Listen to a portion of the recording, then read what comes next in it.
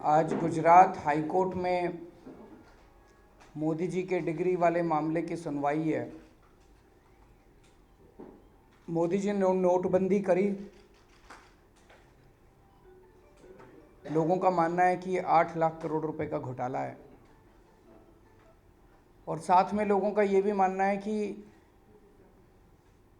चूंकि मोदी जी कम पढ़े लिखे हैं, उनको समझ ही नहीं थी कि वो कर क्या रहे हैं। उन्होंने बिना किसी से सलाह किए और बिना समझे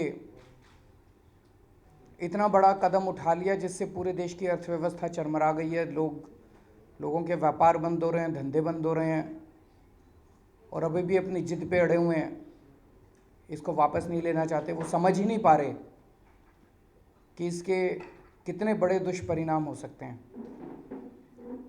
तो अब लोग जानना चाहते हैं कि आखिर मोदी जी कितने पढ़े लिखे हैं।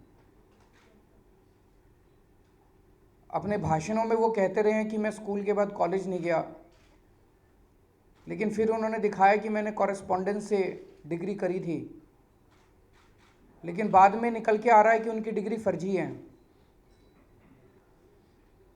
सेंट्रल इंफॉर्मेशन कमीशन ने ऑर्डर पास किए थे कि वो डिग्रियों से संबंधित जितने भी कागजात और रिकॉर्ड्स हैं वो अरविंद केजरीवाल को दिखाए जाएं। अगर डिग्री सही है तो उनको दिखाने में क्या हर्ज है। मेरी डिग्री के बारे में लोग आईआईटी खड़गपुर में आरटीआई डालते हैं, मेरे पास आती है चिट्ठियां आईआईटी खड़गपुर की, दिखा दें। मैं कहता हूं दिखा दो जी, सारा दिखा दो। प्रधानमंत्री जी अपनी डिग्रियों को क्यों छुपा रहे हैं। प्रधानमंत्री जी ने गुजरात हाई कोर्ट में स्टे ले लिया गुजरात यूनिवर्सिटी को कह के कि डिग्री नहीं दिखाई जाएंगी, तो स्टे क्यों ले रहे हैं। और आज जो प्रधानमंत्री जी का जो सबसे खास वकील है तुषार मेहता, उसको दिल्ली से भेजा है आर्ग्यू करने के लिए कि डिग्री नहीं दिखाई जाएंगी।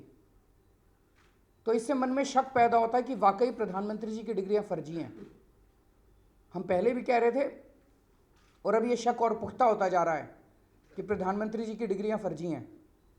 अगर प्रधानमंत्री जी की डिग्रियां सही हैं, देश के लोगों को ये जानने का अधिकार है कि उनका प्रधानमंत्री कितना पढ़ा लिखा है। ये तो सबसे मौलिक अधिकार है। लोग जानना चाहते हैं कि इतने बड़े बड़े जो कदम उठा रहे हैं वो बिना सोचे समझे उठा रहे हैं। पूरे देश को उन्होंने मुसीबत में डाल दिया है। लोग लंबी लंबी लाइनों में खड़े हुए हैं। क्या वो अर्थव्यवस्था समझते भी हैं, या उन्होंने ऐसे ही बिना किसी से सोचे समझे बस अमित शाह से सलाह करके और पूरे देश को उन्होंने गर्त में धकेल दिया। तो मैं मांग करता हूं कि आज गुजरात हाई कोर्ट में तुषार मेहता, मोदी जी के वकील, जाके कहें कि हम डिग्री दिखाने के लिए तैयार है जी, डिग्री सही है। दूध का दूध पानी का पानी हो जाएगा। अगर डिग्री सही है तो दिखा दें। दूसरा, अब ये 12.5 लाख करोड़ रुपए तो इकट्ठे हो गए। हम मांग करते हैं कि इसमें से एक भी पैसा मोदी जी अपने अमीर दोस्तों के लोन माफ करने के लिए खर्च ना करें। जैसा कि विजय माल्या के 1200 करोड़ रुपए पिछले हफ्ते माफ कर दिए, एक भी पैसा अब अमीर दोस्तों के माफ नहीं होने चाहिए। देश के सारे छोटे व्यापारियों के और किसानों के सारे लोन माफ कर दो। ये हम लोग मांग करते हैं प्रधानमंत्री जी से कि किसानों के और व्यापारियों के, छोटे व्यापारियों के सारे लोन इस पैसे से माफ होने चाहिए। जो पैसा इतनी तकलीफ के साथ लाइनों में लग लग के लोगों ने, कितने लोगों की मौत हो गई है, इतनी तकलीफ के साथ लोगों ने जमा कराया है, उस पैसे से जनता का भला होना चाहिए, ना कि मोदी जी के अमीर दोस्तों का। अगर कोई इस पे प्रश्न है तो आप। सवाल आपसे है, लेकिन जो चीजें चल रही हैं उन पर है, इसको सवाल ये है कि सर, जिस तरीके से आईएएस एसोसिएशन ने रेजोल्यूशन पास किया, पूरी टसल जो है फिर एक तरीके से ऐसा लगने लगा है कि आम आदमी पार्टी सरकार वर्सेस लॉबी हो गई है पूरी आईएएस ऑफिसर्स की और अधिकारियों की। वहीं ऐसा ही कुछ डीसीडब्ल्यू में भी दिख रहा है, जहां पर आप लोगों की अपॉइंटी जो है उनकी अपॉइंटमेंट कैंसिल की गई और उधर से दूसरा अपॉइंटमेंट किया गया है एलजी की तरफ से। आखिर चल किस तरीके से पूरा रहा है स्थिति? वो तो सब लोग देख रहे हैं कि किस तरह से मोदी जी सीधे राजनीति नहीं करते। कभी एलजी के कंधे पे रख के बंदूक चलाते हैं, कभी आईएएस एसोसिएशन के कंधे पे रख के बंदूक चलाते हैं। वो सीधे मैदान में नहीं उतरते। दिल्ली के अंदर दिल्ली के लोगों ने उनको धूल चटा दी थी। 3 सीट आई थी उनकी। जब से उनकी 3 सीट आई है तब से वो सीधे मैदान में नहीं उतर रहे। पंजाब में लड़ रहे बीजेपी, पंजाब में देखते हैं कि बीजेपी की कितनी सीट आती हैं, तो वो सीधे मैदान में नहीं उतरते। कभी एलजी के कंधे पे, एलजी को आगे कर देंगे कभी। तो इस तरह से दूसरी चीज, ये बड़े दुख की बात है, एक समय में लोग आईएएस ज्वाइन किया करते थे कि देश की सेवा करेंगे। आज आईएएस एसोसिएशन भ्रष्ट और निकम्मे अफसरों को बचाने की संस्था बन गई है। एक आईएएस अफसर एलएनजेपी हॉस्पिटल में डॉक्टरों की नेग्लिजेंस से अगर एक मौत हो जाती है, दिल्ली के हेल्थ सेक्रेटरी को वहां पहुंचने की निर्देश दिए जाते हैं। दिल्ली का हेल्थ सेक्रेटरी कहता है जी मेरे पास गाड़ी नहीं है। क्या ये सही बात है? ऐसे हेल्थ सेक्रेटरी को तो सख्त से सख्त सजा मिलनी चाहिए। ऐसी सजा मिलनी चाहिए कि भविष्य के अंदर कोई आईएएस अफसर इस किस्म की इनसेंसिटिविटी ना दिखा सके। अगर दिल्ली के अंदर चिकनगुनिया फैला है, बीमारियां फैली और हेल्थ सेक्रेटरी 15 दिन की छुट्टी लेके चला जाता है, क्या उसे बचाया जा सकता है? बिल्कुल नहीं बचाया जा सकता।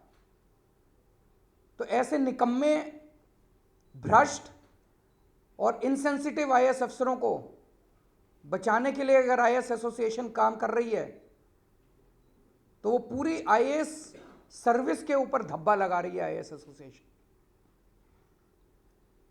मैं पूछना चाहता हूं आईएएस एसोसिएशन से, क्या उन्होंने चर्चा करी कि मोहल्ला क्लिनिक के ऊपर एलजी साहब ने फाइलों पे रोक लगा दी है, उसके बारे में क्या किया जाए? क्या उन्होंने चर्चा करी कि दिल्ली की सारी अनऑथराइज्ड कॉलोनीज के विकास के ऊपर एलजी ने रोक लगा दी है फाइलों पे, उस पर क्या किया जाए? क्या उन्होंने पब्लिक इंटरेस्ट के एक भी मामले के ऊपर चर्चा करी? नहीं करी। तो उन्हें पब्लिक से कोई लेना देना नहीं है। मेरा घोड़ा, मेरा गाड़ी, मेरा बंगला, बस इतना चाहिए। तो पूरी की पूरी जो आईएएस सर्विस जब मैंने ज्वाइन की थी उस टाइम लोग कहा करते थे कि आईएएस में जा रहे हैं, आईआरएस में जा रहे हैं, देश की सेवा करेंगे। अब सेवा तो गई कहीं और।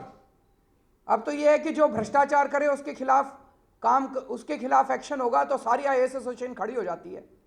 चोरी और सीना चोरी ये बर्दाश्त नहीं करेंगे। उस पर हो गया, बस यही हो गया। मैंने बोल दिया सर, एक बार और मेरा उठा लेना, यूट्यूब के ऊपर है। Thank you. और हैं जी, हैं